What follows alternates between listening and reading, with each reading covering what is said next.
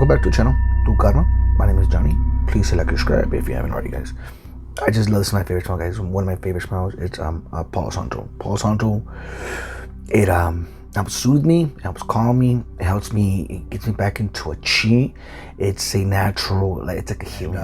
Speaking of healing and speaking of how to get started and what get grounded, to stay in my chi, to stay where I need to be. Because if you're anything like me, you're all over the place. And you're constantly going to be doing something. And I'm realizing, or I'm realized, is that it's because I don't know how to be still. Being able to be at peace without doing anything, just being. And David Lyon said this one, with angels and being. Like, what do they do? What do angels do? Angel stuff, which is just being. They don't gotta do anything besides just to be present. Their energy alone, their aura, they're one. And you know this because when someone walks in a room, you can feel the aura, you can feel their tension. And what I'm realizing, if you are an empath, if you are a light worker, you know, you carry a certain type of aura, you carry a certain type of chi with you that people, I would have understood this sooner, faster. I'm still learning it. I'm still getting to know what the chakras are, and I don't know 100%. Right? It's, you know what? I got too fucking blown. A little better there. It's not as bad. I feel like I'm squinting. Medicated. It brings me a chi. It brings me to one. I don't have to worry. I don't overthink things. I'm more mellow. I'm more calm. It's a medicine for me. Well, and it helps. It's just like magic mushrooms or ayahuasca. I haven't tried it yet, but I think there'll be something very, I don't want to say intriguing, but it's more of a journey, a spiritual. It gets you into a different dimension, because that's what ayahuasca does. It brings you into a different consciousness. It expands your consciousness. It makes you think outside of the box. It's more of you're opening Pandora's box. You know, it would bring out anything that I am repressing, any of my shadows or anything like that I'm not, or that I am ignoring. It will merge. It will come up. That's why I would love to try it.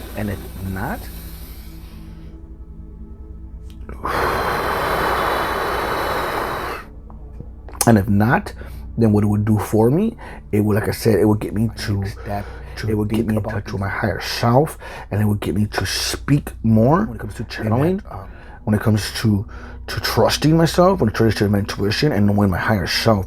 I think that's where ayahuasca would bring in this awareness to me, or this consciousness, or expand my consciousness, which is through understanding myself more, my higher self. What's my dharma? What's my calling? What's my next step? Take the next step without hesitant, just stepping into the unknown type of thing. Which is, I believe, is consciousness, or higher consciousness, which is getting to know your higher self. And the more you get to know yourself, heal thyself, you heal other people, you heal the collective, you heal as one, because you're doing your part. That's what I'm learning, or what I'm seeing. And the more you do that, the more light shines through you. And when you have more light shining through you, that's when you come with your spiritual gifts. That's when you could see more. What I mean by see, meaning if you really like, because you talk to your higher self, is what David Lyon been teaching me, is you talk to your higher self and you ask it. I say it because it's you know, so, or whatever, but yeah. So you ask it, you know, what can I see? What more do I want? Is there something that I need to take, or something that I don't need to do? And if you pay attention, when you stay in tune with yourself, and the more alignment you are, the more aligned you are with it, the louder it is. The louder you hear your heart speaking, the louder, and then the more you see it as well, the more clear you can see things for the future to come. If based upon the current energies and things like that, but. What am I even talking about? I have no idea.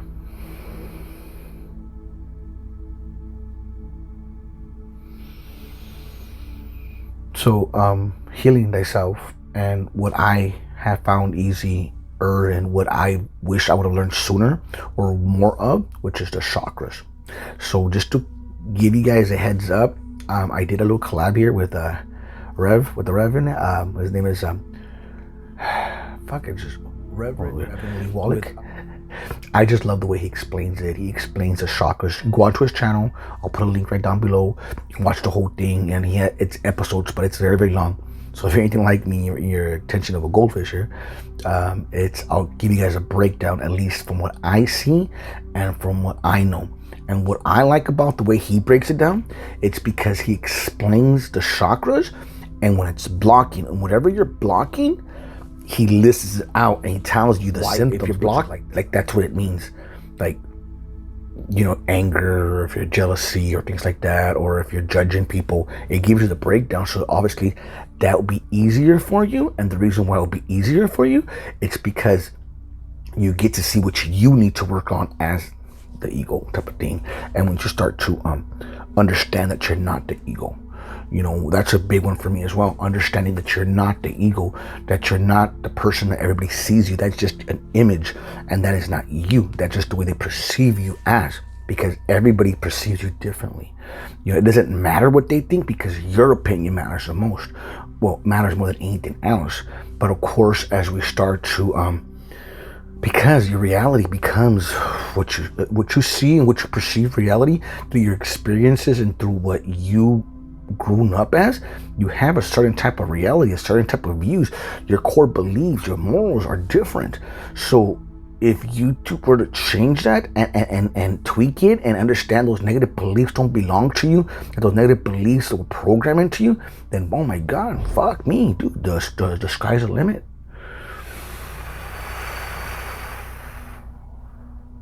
When I start getting into that mode, I start to see myself. And that's when I start getting nervous. I get nervous because it's like, dude, oh my God, what the fuck am I saying? Well, I know it makes sense because it's the truth, it's the truth. And if I catch myself like if it's not, then I'll reframe it, or I'll reconsider it, or I'll say, well, let's look it up, or get a different perception from it or different point of view. But anyways, like I was saying, with Rev Lee Walok, he does a beautiful breakdown of the chakras. Because you do have 7 chakras. He mentions you have 7 chakras. You have the root chakra, you have the sacral chakra, and then you have the solar plexus chakra, and then you have the heart chakra, the throat chakra, the third eye chakra, and the crown chakra. And there's more chakras that go along with it, but those are the 7 main chakras. And these chakras, if they're not aligned, or if you have one blocked, then you're not going to be, your energy, you're clogged. You're constipated. You're pretty much constipated. You're clogged, and that's when you start becoming out of alignment, and you'll start seeing the symptoms that he talks about. And he gives it a beautiful breakdown. So let's go ahead and give it a watch on what he's talking about, the chakras. And then from there, I'll interrupt, like always, and I'll give you a breakdown from what I see it, how I've overcame it at least, or what I have done to unblock that chakra, or to get it going. But the main one, it's the root. You always start from the bottom. Why start from the bottom? Because you need a core. It's like in the Bible, something about they're building their house on the sand, right? And something like that. Yeah, but you know what I'm saying. You want a sturdy foundation and a sturdy core foundation to build your core beliefs and what you're gonna pretty much build upon. So remember, and that normally it's weak as if you grew up anything like me, meaning you don't have boundaries, you don't have any. Just check it out, and then from there we'll go. Okay, let's go. The chakras. I thought it was important that we started to explore them because I've been playing with the chakras for 4 years now with specific meditation that I've learned through the gurus. So what are the chakras? The chakras are energy centers within our bodies that help to regulate all the processes, the organ functions, to the immune system, and all of our emotions. All energy is managed through the chakras. We have 7 of them. They're positioned throughout our bodies. It goes from the base of our spine all the way to the top of our head. We'll get into that as we go. Each chakra has its own vibrational frequency, has its own color, and governs specific functions that make up who we are. Since we're all energy, the ability of your energy centers to function optimally helps us physically, psychologically, emotionally, and spiritually. It's about bringing ourselves into balance. What I do like that he mentions is that this is like ancient wisdom already. This goes back, to the ancients when they speak about the chakras and how simple it is and the way it works. It's just us, we're the ones who pretty much complicate things. But yeah, you'll see. And these ancient wisdoms, for me, are beginning to make more and more sense because they're simplistic. We've tried to make things so complex, when if we just understood, like the basics of life is, there's a natural order in the day, is there not? The root chakra. It's the first chakra, and it's located at the very base of the spine. It's the root of our being. It establishes our deepest connections to our physical body, our environment, and the earth. And this is where it starts talking about being grounded and the importance of being grounded, to get out to nature, to get yourself grounded. And there's actually studies, there's big studies from what I understand, that show where the importance of being grounded and the quality of what it does. I think it's for autistic kids. It did like a big old thing for them when they get grounded. But yeah, so this is where the earth and the methods of the earth. If you talk with like ancient healers in the jungles of Peru, who are masters at plants, they can go into the jungle, they'll know what someone's got an illness with, and they'll find exactly the right plant to treat it. No side effects. If you go to a Chinese doctor who's been passed down information for thousands of years, they will treat you with something from the earth. There's never anything artificial with that. Doesn't that make sense? That if we're connected to the earth, that everything we need to heal comes from it? And more importantly, it comes from it when we can align our energy up. And we're going to be going through that whole idea of lining up our energy over the next 7 weeks. And I agree with him 1,000% on this part, where for every illness, for every sickness that there is on earth, there is a medicine for it, there's a plant for it. It's just been lost through traditions, and it's been lost through people not following their own and relying on modern medicine nowadays. I'm not saying that it's bad. I'm not saying that it's not good, the modern medicine. Of course it is, but I'm saying, like, for every sickness, you don't need to go to radiation type of thing. You could heal yourself. There's the placebo, the pill. What the placebo does for you is just the power of mind alone, and of course fill it with your emotion. Because once you put that thought, fill it with emotion, that 0.1 hertz coherence, you can move mountains. It's in the Bible. It's in the Bible, man. This is in the Bible. This is not me that I'm speaking, or Rev Lee. And I love his breakdown. It is our survival center. The root chakra is where we have our fight or flight come from. It's our response there. It's our animal nature. This is where all that animal nature, that instinctual nature, it's centered in there. And that's not bad, that's good, as long as we understand that we're the master of that nature and we don't let it become the master of us. When we get into rage, that's the animal nature taking over from us. When we're on that highway and we're flipping people off left and right, that's the root chakra gone astray. Look at this breakdown. These are the key characteristics of the root chakra. The first chakra is associated with the following behavior characteristics: security and safety, survival, basic needs, food, sleep, shelter, like we were talking about earlier, physical identity, grounding, supportive for this, and you're going to hear what we're talking about. You've got to balance the base. If you don't balance the base, you don't have any balance at all. It's the same thing in Maslow's hierarchy. If your basic needs aren't met, there's no way you can be sitting in this community thinking about spiritual evolvement, because you're worried about shelter, food, and water and safety. So the basics have to be handled before you can move up in levels of awareness, up in levels of consciousness. We cannot grow and change unless we feel safe and secure. You've heard me say that week in and week out. If you're in a relationship that's not safe, you're going to struggle forever, because you can't grow because you feel unsafe. It's only when you're safe in the relationship that you can grow. That's the most important thing. I'm going to say that over and over again. Relationships that are not safe are not relationships at all. The main thing, and he keeps on pointing out, it's you need to be grounded. You need to have your shit together. You cannot be in that toxic relationship. You cannot be in that flight or flight mode. You have to have a safe environment. You do have to have a roof over your head. You have to have your basic needs in play before you get any of this started. So of course you just can't jump into this without healing yourself fully, because your core, you're still getting angry, you're still being upset, you're still letting other people affect you. If someone angers you, they own you. They own your emotions, and they got you.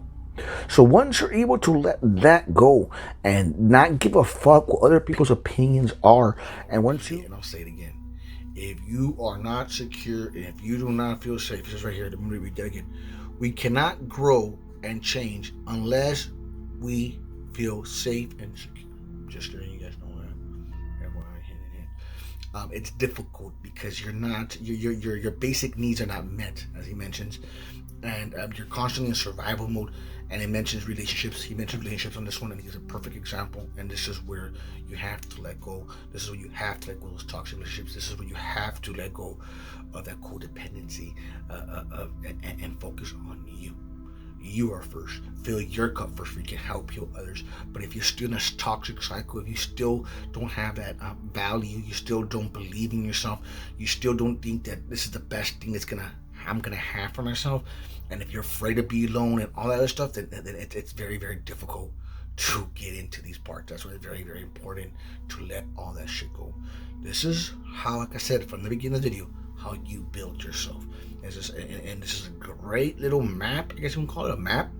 And it's just from the ancients. If you unclog these, if you start building, you're gonna start seeing what I'm talking about when he gives you the breakdown. Perfect example of where he talks about how you have certain type of characteristics or certain type of behaviors, and it's because it's in your DNA.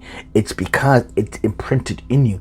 And you can go back to the studies of Yokomono, I think it is. He's a Japanese doctor, when he talks about how pretty much memory stays in water. So now imagine your DNA. So it's in your DNA. This is where your Akashic records come into play.